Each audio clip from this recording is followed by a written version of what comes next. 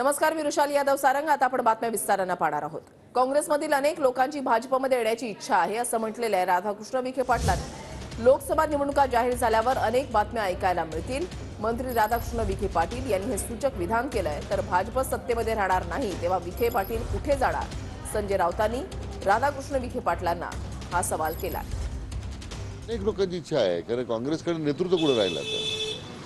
दुर्दैव त्याचा परिणाम आज उद्याच्या राजकारणामध्ये आपल्याला दिसणारच आहे.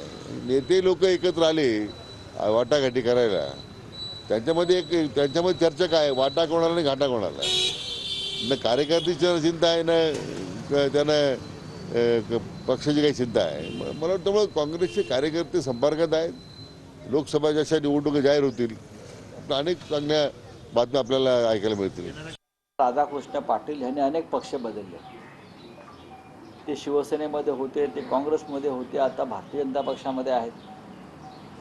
तेव्हा असे जे नेते असतात ज्यांना पक्षांतराविषयी फार जाण नसते, ते अशा प्रकारची वक्तव्य करत असतात. त्यांचं अख्खं आयुष्य काँग्रेस पक्षात गेलेलं आहे. मग ते शिवसेनेत आले, मग भारतीय जनता पक्षात गेले. तर त्यांच्यावरती मी आता काय बोलणार? कोण जातंय कोण राहतंय हे येणारा काळ ठरवेल. आणि उद्या सत्ता नसेल भाजपकडे तर आपण कुठे असणार आहात हाही विचार करून ठेवा.